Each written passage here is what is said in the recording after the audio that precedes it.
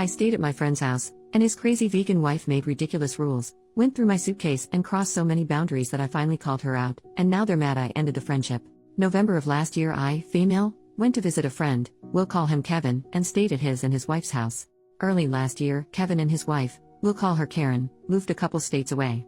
For context, we are all over the age of 35 and Kevin and I were part of a friend group from an old job. Another couple from the friend group went on this trip as well, but they were also visiting family and stayed with them. Prior to the move, our friend group didn't really have much interaction with Karen as she didn't really come spend time with us, she was always invited, just rarely joined. They never hosted us at their old house. They are vegan. I am not. Well, Kevin is not full-fledged vegan, as he eats fish. However, his wife does the grocery shopping so everything outside of fish is vegan, and he eats/drinks it. He buys his own fish and has a mini kitchen to prep his own meals away from hers. For even more context, Karen is not a vegan for health reasons. She is the type that brings up their vegan status with every conversation no matter how irrelevant it is to the topic, makes fun of people that eat meat or use things made with animal byproducts, accuses people of murder, etc. Except she leaves Kevin alone. She calls any food that is not vegan trash and garbage. Example, when we would hang out before they moved and she was there, she would always ask how people could eat such garbage anytime any of us would have meat. It was annoying, but I never got confrontational with her about it. The day before I visited them, Karen sent a short list of rules that I had to follow regarding food. One of those rules was that I couldn't store any non-vegan food items in either kitchen.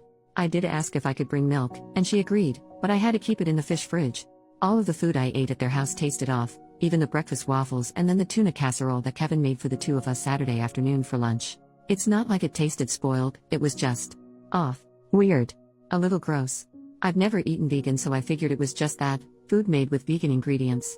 I couldn't really eat anything after a few bites. I had, fortunately, packed a few protein, non-vegan, snacks that I kept in my room, inside a zippered canvas bag, at the bottom of my suitcase. I was not specifically prohibited from bringing snacks to keep in my room. I kept my trash and disposed of it after I left. I did eat some street food from the market. Me, Kevin, and our friends went to Saturday after lunch, and I ate like a horse at the restaurant we went to that Saturday night and I am not ashamed. My husband and I are supposed to be going to visit them this weekend, and Karen called me a couple of hours ago. She wanted to tell me that I wouldn't be allowed to bring any milk this time around. She also said that my husband and I also couldn't bring any snacks and that I should have asked last time.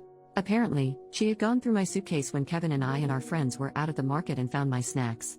In addition to that, she also told me that she replaced my milk with almond milk and thought that was just hilarious. I drank some milk Friday night before bed and 1 glass on Saturday morning. Then, Kevin told me he used it to make our waffles and wanted to save the rest for the casserole at lunch.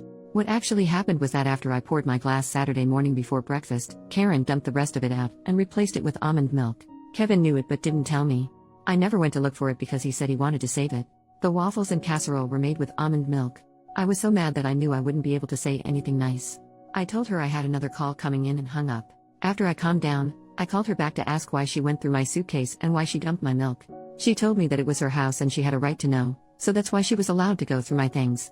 She said she dumped my milk because nobody can tell the difference between cow's milk and almond milk and that I wouldn't have known if she hadn't told me. I called her a controlling, self-centered freak, told her that Kevin has a stash of real cheese hidden in the fish fridge that he sneaks into his food, and hung up on her. Then I called Kevin. He sided with her and told me that I pushed the line when I asked to bring milk and that it was incredibly rude to order meat when we went to dinner.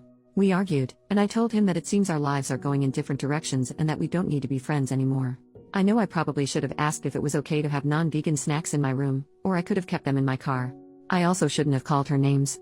I was a guest at their house and Kevin has me half convinced that as a guest, I should have respected Karen's veganism and I had any non-vegan food at all. My husband thinks they're completely in the wrong and that since their lifestyle is not one the majority of the population follows, they should have made exceptions since Kevin gets a fish exception. He's also as pissed as I am that she went through my stuff, and he also pointed out that if I was allergic to almonds, I could have gotten very ill. He says that I'm better off and thinks ending the friendship was reasonable. He and Kevin got along, but just like Karen, my husband is a spouse of someone in the friend group so they weren't really close. A few minutes ago I got the "hey can we talk" text, and honestly, I don't know if I'm going to respond. I'm just kind of done with it. Edit, I'm so sorry that I can't respond to all of your comments. Just know that I am reading them. I'm calling Kevin on my lunch break today and will post an update after since so many people have asked for one. Update, next day. This is a long update, but it's the last one. First, I wanted to clarify that the bag Karen found in my suitcase had emergency cash and a credit card in it as well as snacks. The reason it was hidden in my suitcase was to keep it safe, not to hide food. I wasn't sneaking it in, important later, but I did have protein bars in there just in case I took issue with their food. Naughty me. I responded to Kevin yesterday and told him I needed some time to think and I'd get back to him today.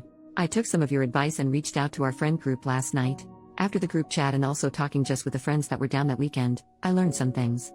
Long story short, out of our core group of 6, I'm the only one that kept up with Kevin. The only reason those 2 friends accepted Kevin's invitation to go down that weekend was because I was going. Visiting family was a bonus. After I took the rest of the night to think about and sleep on it, I realized that all of you were right about Kevin's complicity regarding the switching of the milk. I didn't pay as much attention as I should have because I was so focused on the fact that Karen switched the milk to begin with. I also realized he had never actually said anything in response to my telling him that Karen confessed to going through my stuff when I called him yesterday. He had changed the subject instead, talking about how it was rude to ask to bring milk. Anyway, I called Kevin on my lunch break today and ran down the list of issues: Karen going through my suitcase, him not telling me about the milk switch, Karen switching the milk to begin with after telling me I could bring it, and how what I eat is none of their business as long as I'm not contaminating their food. Basically, he told me the only thing he would apologize for was saying that it was rude to order non-vegan food at the restaurant. He said that since they had plenty of food in the house for me to eat, he didn't have to apologize for anything else. Apparently Karen had told him not to tell me about the milk switch because she was trying to prove that I couldn't tell the difference between vegan and non-vegan food, essentially the same thing she said to me yesterday. I told him that since I didn't eat any of it except a few bites, clearly I could tell the difference. He also said that he was eventually going to tell me about it but forgot. I said that she could have just said no when I asked to bring milk instead of being a swampy butthole about it. He said that although he didn't agree with Karen going through my things, I wasn't owed an apology because I broke the rules by sneaking meat into their house. There was a meat stick in that canvas bag. I told him that I had only been told I couldn't have non-vegan food in both kitchens and that it was left over from my drive to their house. As long as I didn't switch it with their food like a certain someone, I hadn't done anything wrong. The last thing he told me was that the other reason I wasn't getting an apology from him was because after I told Karen about his cheese stash yesterday afternoon, she unplugged his fish fridge. He didn't get home from work until late, and according to his Google search, all the refrigerated fish had to be thrown away. This is apparently my fault. He said that we were even now. He didn't tell me about the milk switch, and I snitched about his cheese.